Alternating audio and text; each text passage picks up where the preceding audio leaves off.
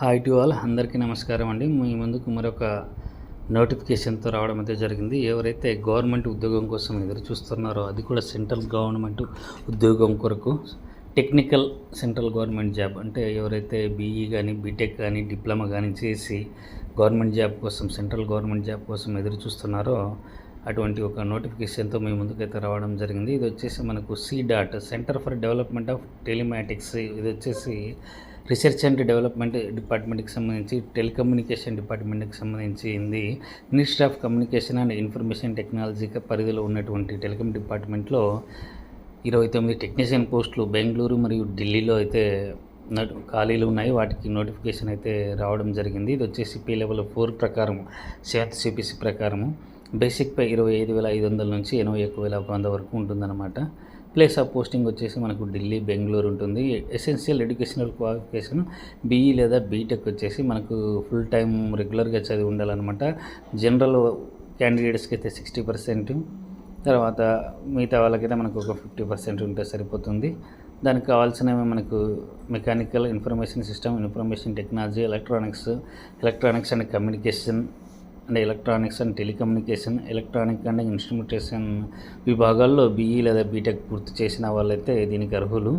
Age వచ్చేసి upper age limit వచ్చేసి మనకు 25 ఉంటుందన్నమాట. తర్వాత age relaxation as per government rules ప్రకారం కూడా ఏజ్ రిలాక్సేషన్ అయితే ఉంది. సో నోటిఫికేషన్ అయితే మనకు 26 మార్చి 2025 2 రోజుల కిందట రిలీజ్ కావడం జరిగింది. మనకు లాస్ట్ డేట్ వచ్చేసి అప్లికేషన్ రిలీజ్ అయినప్పటి నుంచి కూడా 30 రోజులు ఉందని చెప్తున్నారు. సో మనకు లాస్ట్ డేట్ వచ్చేసి 25 ఏప్రిల్ వరకు అయితే ఉంటుంది.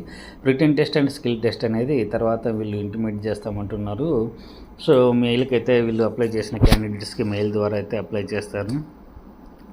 సో వాళ్ళ మెయిల్స్ మీరు రెగ్యులర్గా చెక్ చేసుకుంటూ ఉండాలి. ఏజ్ రిలాక్సేషన్ అయితే ఉంది. ఇంకా అది మనకు మీ అందరికీ ఎవరైతే గవర్నమెంట్ ఉద్యోగాలకు అప్లై చేస్తూ ఉన్నారో, ఎవరైతే గవర్నమెంట్ ఉద్యోగాల గురించి అవగాహన ఉందో వాళ్ళందరికైతే ఐడియా ఉంది కాబట్టి ఏజ్ రిలాక్సేషన్ గురించి మనమైతే ఇక్కడ వాటి గురించి చెప్పదలుచుకోలేదు.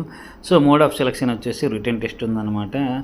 రిటన్ టెస్ట్కి సంబంధించిన సబ్జెక్ట్ ఇవన్నీ కూడా వీళ్ళైతే ఇవ్వడం జరిగింది. పేపర్ వచ్చేసి 100 మార్కులకు ఉంటుంది. 90 మినిట్స్ ఉంటుంది అనమాట. సిలబస్ ఇక్కడ వీళ్ళు Annex 1లో ఇచ్చారు. ఆబ్జెక్టివ్ టైప్లో ఈ క్వశ్చన్ పేపర్ ఉంటుందన్నమాట. ఇది మొత్తం కూడా final merit list will be based on the written test మార్క్స్లో వచ్చిన దాని ఆధారంగా ఫైనల్ లిస్ట్ అని అయితే మెరిట్ లిస్ట్ అని అయితే రిలీజ్ చేస్తారు. మనకు ఎవరైతే అప్లై చేయాలనుకుంటున్నారో వాళ్ళైతే ఇక్కడ వెబ్సైట్ ద్వారా www.cdot.in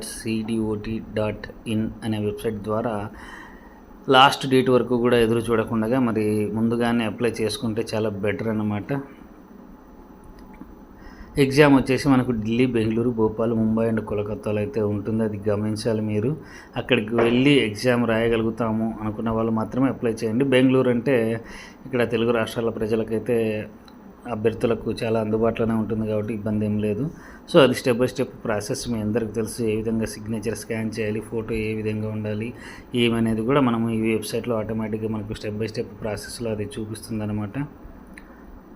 ఇది వచ్చేసి ఈ అడ్వర్టైజ్మెంట్లో ఏదైనా తప్పులు ఉంటే కన్నా వీళ్ళు ఇంగ్లీష్ వర్షన్ మాత్రమే తీసుకుంటారు, ఇంగ్లీష్ వర్షన్ని ఫాలో అవ్వండి అని చెప్తా ఉన్నారనమాట. క్యాన్వాసింగ్ సరే, ఇది అయితే మీరు ఎటువంటి పరిస్థితుల్లో కూడా నాకు ఉద్యోగం కావాలని రికమెండేషన్ చెప్పించారో అటువంటి వాళ్ళని అయితే డిస్క్వాలిఫై చేస్తామని చెప్తా ఉన్నారు. Candidates are not required to send printout of application or any other documents in hard copy to C.dot. ఆన్లైన్లో అప్లై చేస్తే సరిపోతుంది.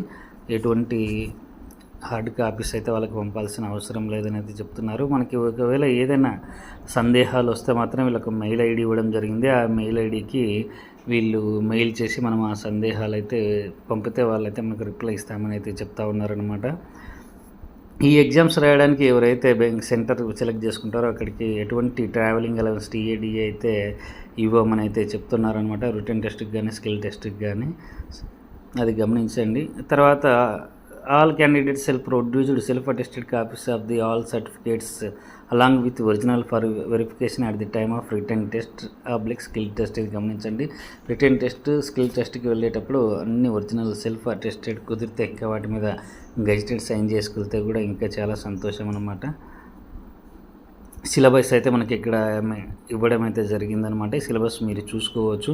మెకానికల్ స్ట్రీమ్కి ఏం సిలబస్ ఉంటుంది, తర్వాత ఎలక్ట్రానిక్స్ వాళ్ళకు ఎలక్ట్రానిక్స్ టెలికమ్యూనికేషన్ వాళ్ళకు ఏం స్ట్రీమ్ ఉంటుంది సిలబస్ అనేది ఈ విధంగా ఉంటుందన్నమాట. Information systems and information technology వాళ్ళకు సిలబస్ ఈ విధంగా ఇవ్వడం జరిగింది. అదేవిధంగా వీళ్ళు డాక్యుమెంట్స్ గ్రూపు వీళ్ళైతే